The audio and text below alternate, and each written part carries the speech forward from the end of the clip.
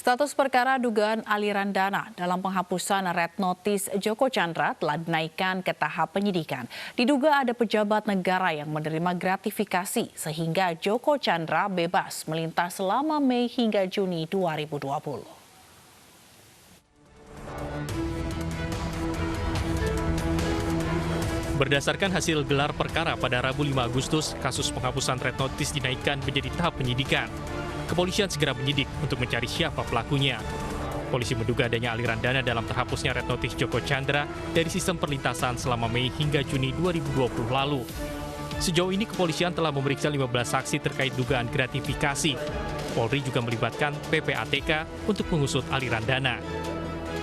Diduga ada pejabat negara yang menerima hadiah sebagai imbalan penghapusan Red Notice Joko Chandra.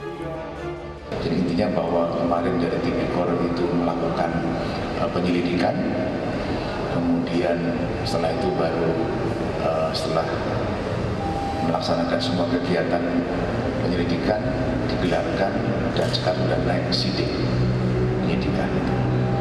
Jadi konstruksi hukum yang terhadap tindak pidana yang dipersangkakan yaitu dugaan penerimaan hadiah oleh penyelenggara negara terkait pengurusan penghapusan Red Notice atas nama Joko Sugiarto Chandra yang terjadi sekitar bulan Mei 2020 sampai dengan bulan Juni 2020. Untuk kasus Tipikor ini juga tentunya nanti akan kita memeriksa semua yang berkaitan dengan apa yang telah kita lakukan penyelidikan.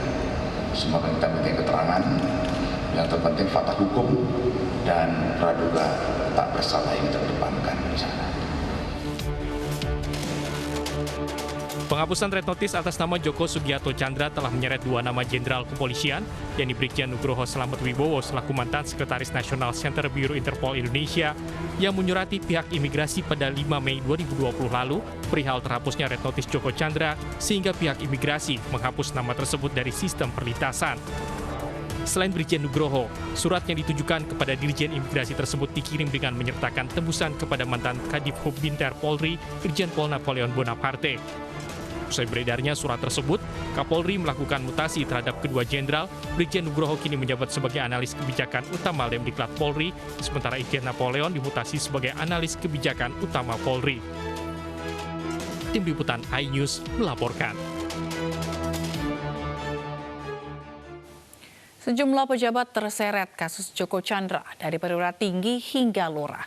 Mereka yang terseret dicopot jabatannya dan bahkan berujung pidana.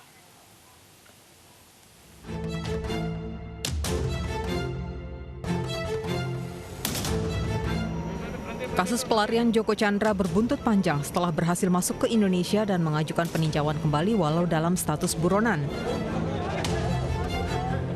Sejumlah nama terseret dalam pusaran kasus Joko Chandra berimbas pencopotan jabatan bahkan pidana. Irjen Pol Napoleon Bonaparte, mantan Kadif Hubbinter Polri, dan Brigjen Pol Nugroho Wibowo, mantan Sekretaris NBC Interpol Indonesia, dimutasi karena diduga berperan menghapus Interpol Red Notice Joko Chandra.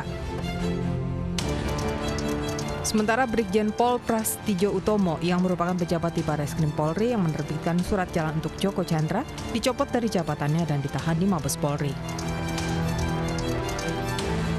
Sementara Jaksa Pinangki Sirna Malasari juga dicopot dari jabatannya sebagai Kepala Subbagian Pemantauan dan Evaluasi 2 Kejaksaan Agung setelah diduga terlibat gratifikasi.